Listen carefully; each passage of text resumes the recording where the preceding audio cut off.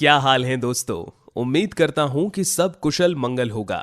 सारी दुनिया जहां कोविड 19 की महामारी से जूझ रही है और नए नए तरीके अपना रही है इससे निपटने के लिए, वहीं कुछ देश ऐसे भी हैं जो इस महामारी के ऊपर बहुत हद तक काबू पा चुके हैं और इसके चलते पूरी दुनिया न सिर्फ उनकी तारीफ कर रही है लेकिन उनके तरीकों को अपना भी रही है।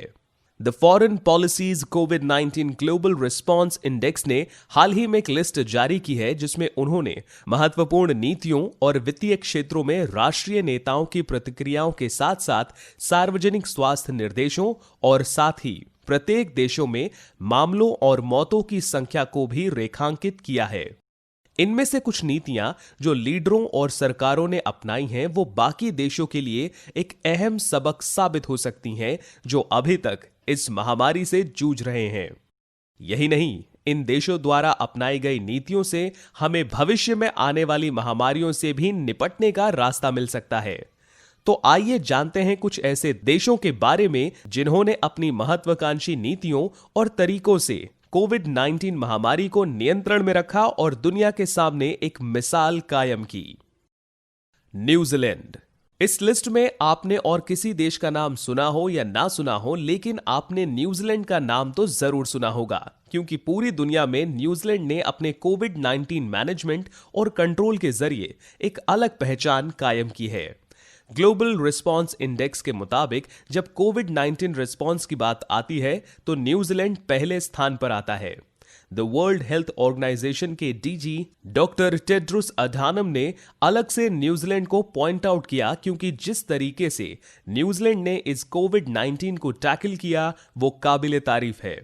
WHO द्वारा 30 जनवरी को कोरोना वायरस को एक पब्लिक हेल्थ इमरजेंसी घोषित करने के तीसरे दिन ही न्यूजीलैंड ने कोविड-19 के कंट्रोल और इससे बचाव के उपाय करने शुरू कर दिए थे। अगले कुछ हफ्तों में न्यूजीलैंड की अप्रोच पब्लिक हेल्थ डिपार्टमेंट के मार्गदर्शन और उभरते हुए तथ्यों के आधार पर बदलती रही और इन्होंने अपनी जनता को हमेशा इंफॉर्मेशन से लैस रखा। 26 मार्च को लेवल 4 के लॉकडाउन की घोषणा की गई और कुछ इसेंशियल वर्कर्स को छोड़कर पूरे देश में लॉकडाउन लगा दिया गया। 5 हफ्ते के बाद लेवल 4 लॉकडाउन को हटाकर लेवल 3 लॉकडाउन को लगाया गया। 8 जून को कोविड-19 का पहला केस मिलने के तकरीबन 103 दिन बाद न्यूजीलैंड ने सख्ती कम करते हुए अलर्ट लेवल 1 लागू किया और देश को कोरोना मुक्त घोषित किया। सेनेगल पश्चिम अफ्रीका का एक देश है जिसे रिपब्लिक ऑफ सेनेगल के नाम से भी जाना जाता है। भले ही आपने इस देश का नाम सुना हो या ना सुना हो, आज की इस वीडियो के बाद आप शायद इस देश का नाम कभी नहीं भूलेंगे। सेनेगल के कमजोर हेल्थ केयर सिस्टम के बावजूद इस देश ने दूसरा स्थान प्राप्त किया है और सिर्फ 14,000 केस रिपोर्ट किए और केवल 284 लोगों ने कोविड-19 के चलते अपनी जान गंवाई। सेनेगल के हेल्थ इमरजेंसी ऑपरेशन सेंटर के डायरेक्टर डॉक्टर अब्दुल्लाह बोयासो ने बताया कि हमने अपनी तैयारियां तभी शुरू कर दी थी जब WHO ने जनवरी के अंत में कोविड-19 को एक पब्लिक हेल्थ इमरजेंसी घोषित किया था। सेनेगल चौथा अफ्रीकी देश था जहां 2 मार्च तक कोविड-19 का पहला केस रिपोर्ट किया गया था। सेनेगल ने तुरंत ही कर्फ्यू लगा दिया और हर प्रकार की घरेलू यात्राओं पर रोक लगा दी थी ताकि वायरस के स्प्रेड को रोका जा सके। सेनेगल ने अपने टेस्टिंग कैपेसिटी को बढ़ाया और मोबाइल लैब्स की मदद से हर कम्युनिटी तक टेस्टिंग की सुविधा उपलब्ध करवाई। इसके साथ ही टेस्ट के रिजल्ट 24 घंटे के भीतर ही उपलब्ध करा दिए गए ताकि आगे की प्रक्रिया शुरू की जा सके। होटल्स को क्वारंटाइन यूनिट्स में तब्दील कर दिया गया ताकि केस बढ़ने की सूरत में कोरोना वायरस को रोका जा सके। सेनेगल ने 2014 में इबोला का भी सामना किया था और अगर centre for strategic and international studies के अफ्रीकी प्रोग्राम के डायरेक्टर जूड डेवरमेंट की बात माने तो सेनेगल के पास ब्लूप्रिंट तैयार था कि कैसे हमें कोरोना वायरस को अप्रोच करना है और इसी अप्रोच के चलते सेनेगल अफ्रीका में सबसे कम प्रभावित देशों में से एक है। आइसलैंड एक बहुत सुंदर यूरोपीय देश है। आपको जानकर हैरानी होगी कि आइसलैंड ने बिना किसी प्रकार का लॉकडाउन लगाए ही कोविड-19 जैसी बीमारी पर काबू पा लिया और इसे पूरे देश में फैलने से रोक दिया। आइसलैंड ने कुल 2107 केस और 10 मौतें रिपोर्ट की हैं।